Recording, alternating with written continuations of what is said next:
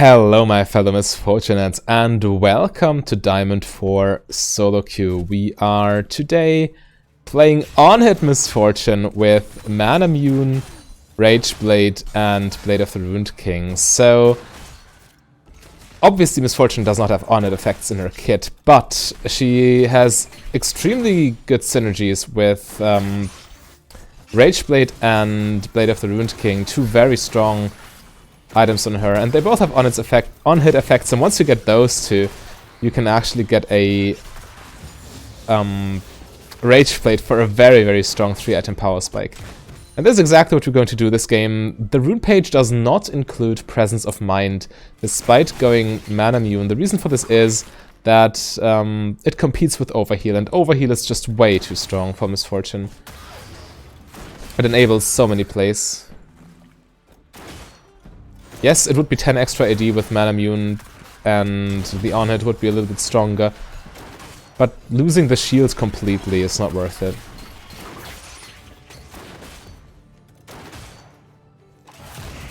Grab the cannon minion.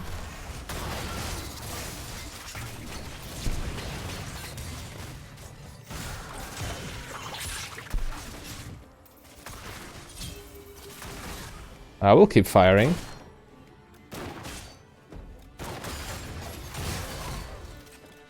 Nice, did not even need to heal.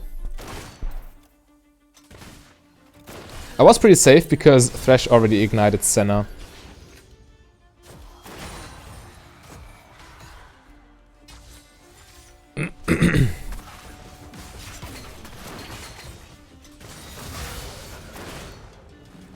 Typically with this build you don't want to fight too early. But you want to play for your late game, because your late game is just amazing. If you want early game Misfortune builds, you need to go for full lethality.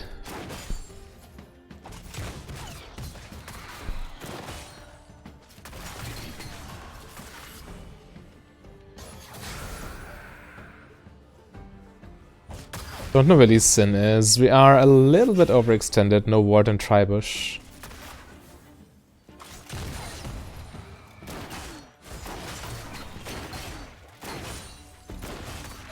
And I'm also I should save my mana a little bit. Before you get tier, you should not spam abilities.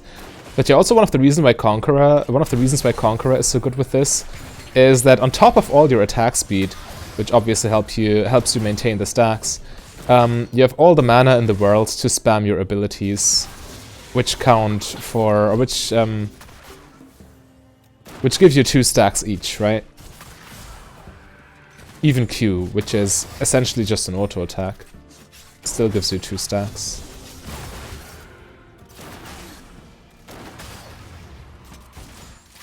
The only downside with this is Q does not scale with attack speed. So for example, Jinx... Hold on.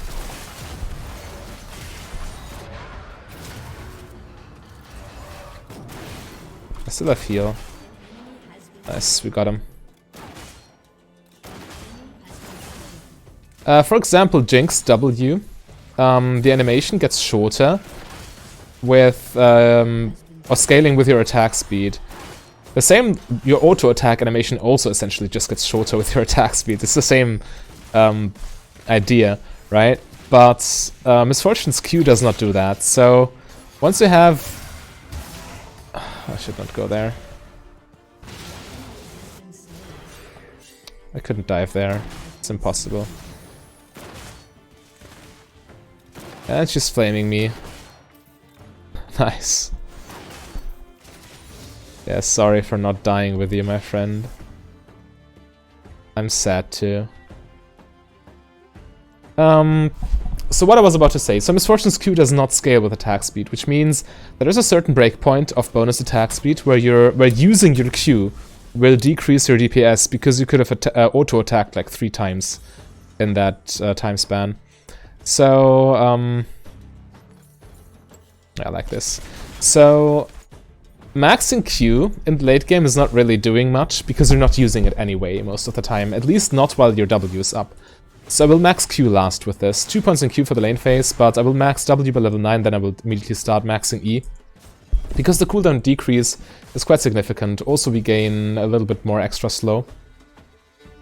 And again, E gives you 2 Conqueror stacks. So does Q, but if you can auto-attack 3 times in the same time span where you Q them, then what's the point, right?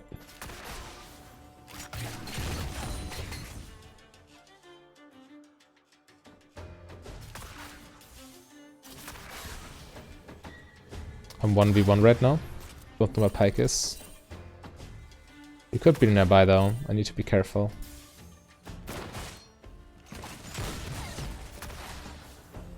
Okay, Senna returns. She definitely should stay with me. She needs me for stacks. Guess I found the Pike.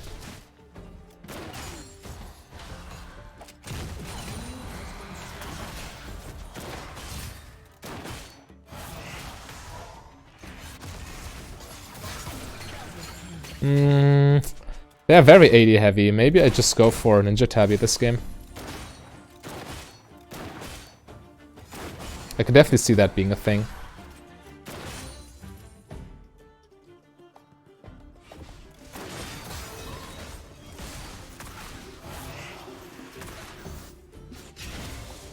Oh, we did not get the plating. That sucks.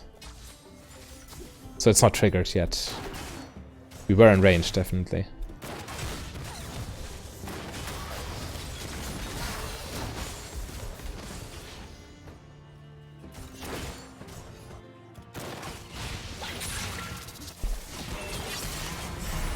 Alright, never mind.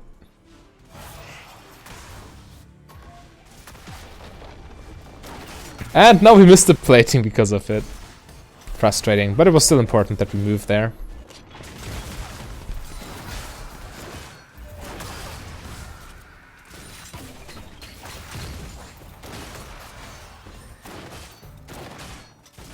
Need to watch my CS. I'm losing too many. Nobody saw that. Pike double buff.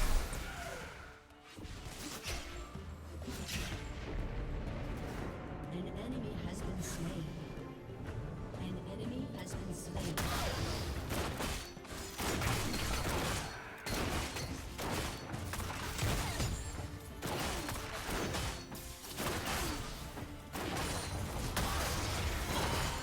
He's looking for it. I don't want to fight right now because Nocturne can do Dragon. If we fight, then we get him into a very awkward position where he kind of needs to... Oh, come on. Okay, now that he got Drake, we can start trading again. Because there is no longer a risk for us to mess him up.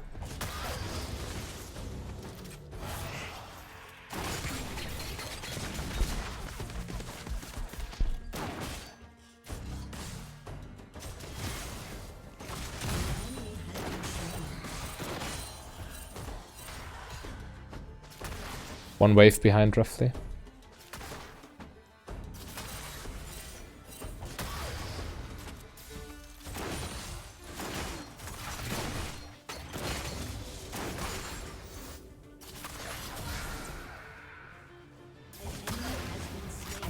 Game's looking good, we're under no pressure.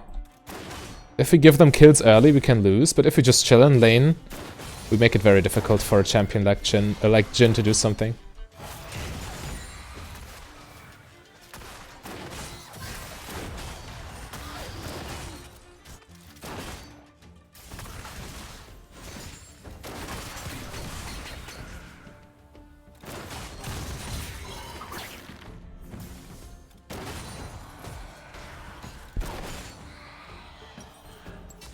$100 more goals, then I get my mana immune. Completing it is super important because then your auto attacks also stack your mana. And you want to finish your mana immune stacks to mirror mana. Hold on. Yeah, I messed up there.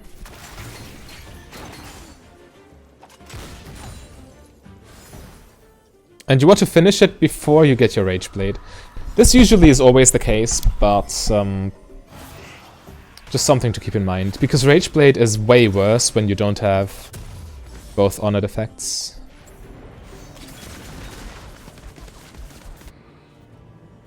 Right, we wait a little bit for the mana and run back to lane. Yeah, that's super important. Now we definitely stack it way more quickly. Press W here for an extra stack. I always tend to forget those when I play Mana Misfortune. I forget to press W every now and then because it's just free mana, right? The mana cost is it's not really important at this point, as I have plenty anyway.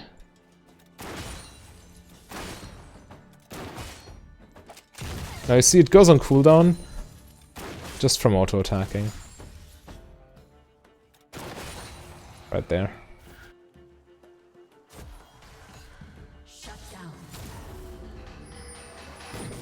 Push the lane to force them to come back.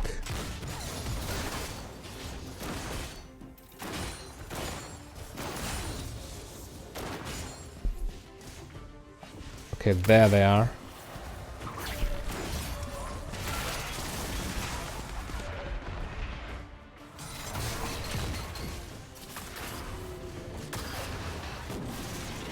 I'm happy just spamming abilities at this point. Everything that gets the stacks rolling.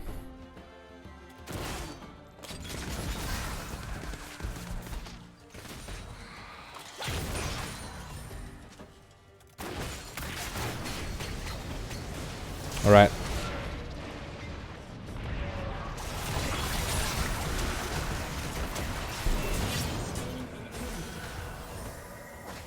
Easiest play of my life.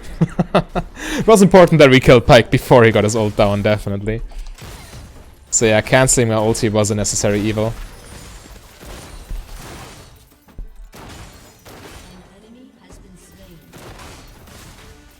We can dive him.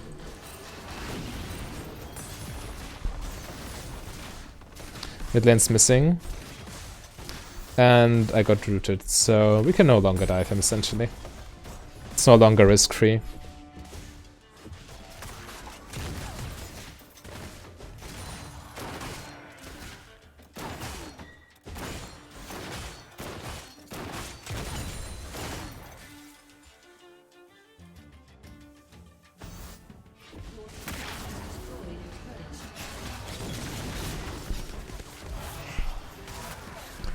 We finally stacked mana for band.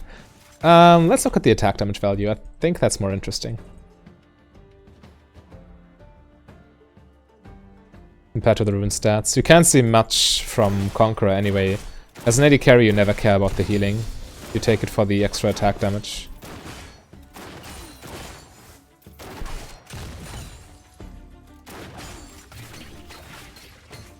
Infernal Drake.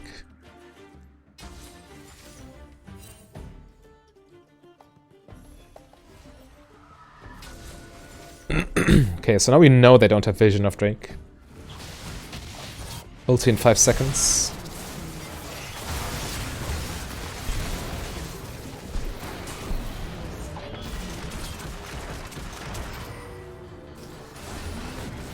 Nice.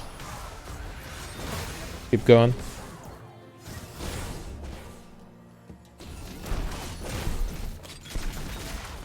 We should not dive this.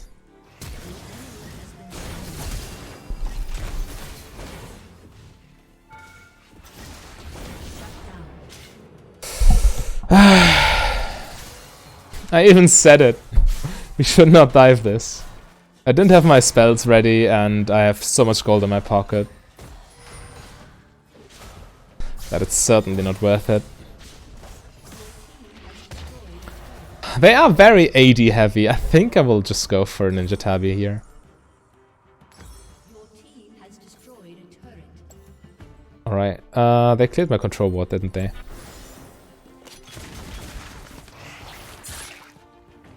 Getting this makes Conqueror even better, because the active from Cutlass, or from Blade of the Ruined King for that matter, count towards, or count as a spell. They give you 2 Conqueror stacks.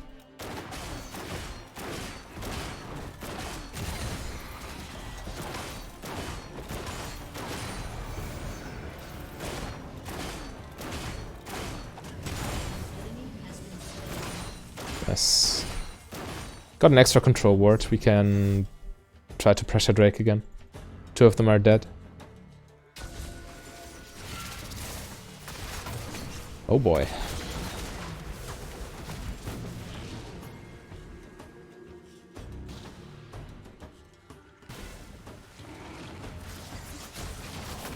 Let's see what we can do. They're doing it.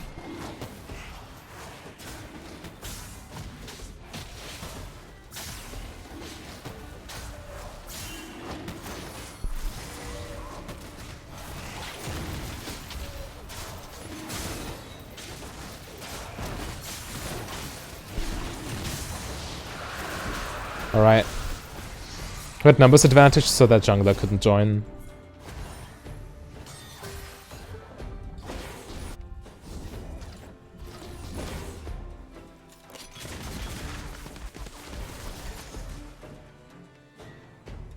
Unlucky.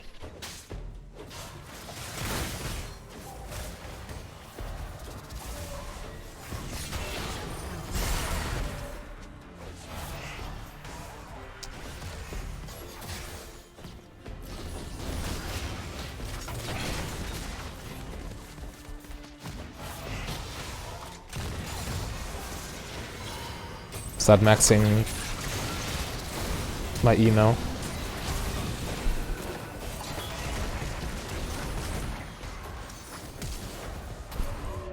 Let me cutlass him, thank you. Alright, so my flash was worth it in the end. We got him.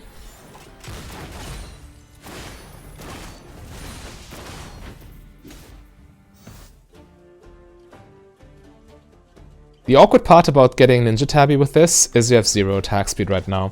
We will have plenty later, especially once we finish Rageblade, but for the time being, it can feel a little bit clunky, keep that in mind. But against their team, I still think Ninja Tabby is the best choice.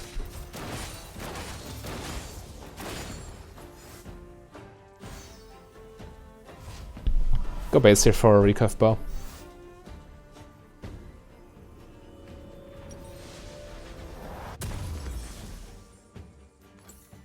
And my control ward got cleared again, so time to pick up a new one. When you're ahead like this, you definitely need to buy control wards to snowball your lead. Because if you're ahead, you can you have control over the map, right? And control wards make sure you don't give them unnecessary vision.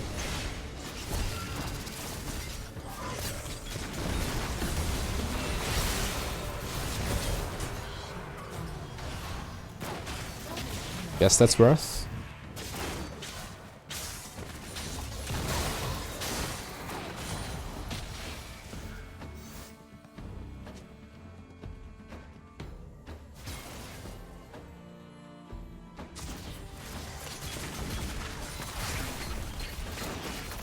Yeah, we can just push the tower.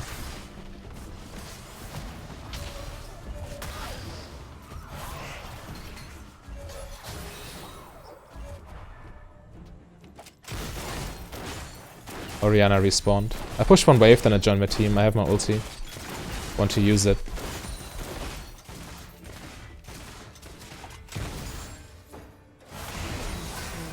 Alright, decent down.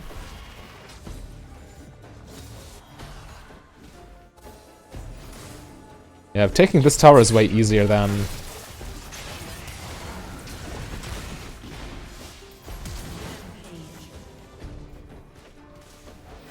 Okay. Let's still do stuff. Yes, I can.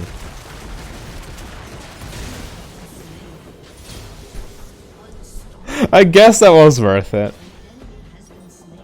Yeah, I ran there, just rambling about whatever, and this pike completely murders me with this tower. Oh boy. Did I look bad there? But yeah, it's fine. We got our 2 core items assembled. We deal a lot of damage already, but once we get this on-it effect is not to be underestimated. I can't show you the tooltip now because it's not yet transformed, but it's a lot of damage. It's like 60 on-it damage or even more. Depending on your mana pool, obviously, but with like 2k mana.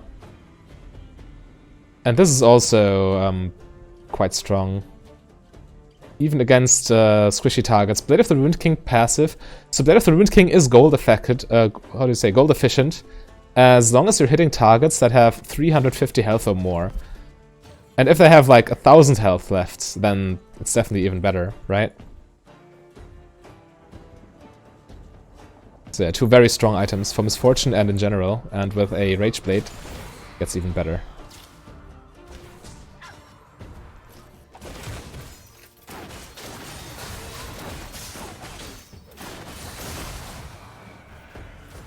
Almost transformed. I should probably just E. And W. Okay, one more, then it transforms. One more auto attack, essentially.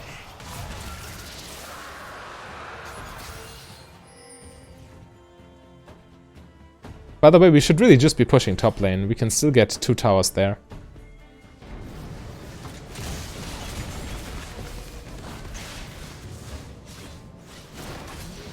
All me.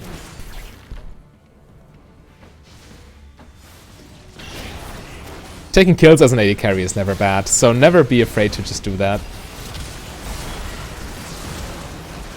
I hate dives like this. I like these, they're so unnecessary. It worked out this time, but dives like these can definitely lose you the game if you're not careful with them.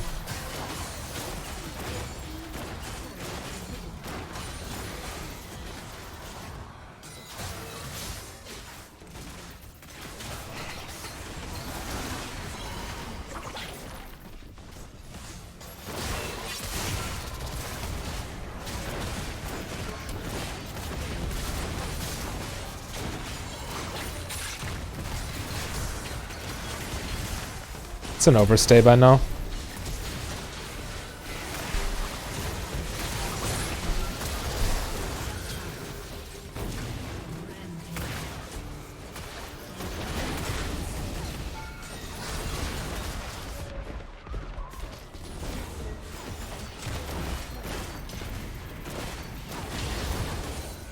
Alright, I think we win.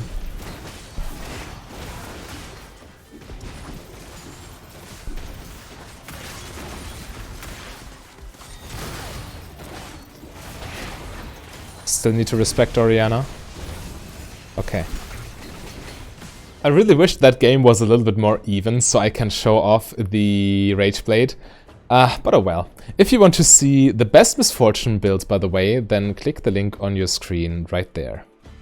A big thank you to all my Patreons and channel members. If you want to become a Patreon yourself, just go to patreon.com/mfdb. But if you rather save your money, you can support me for free by clicking the like and the subscribe button.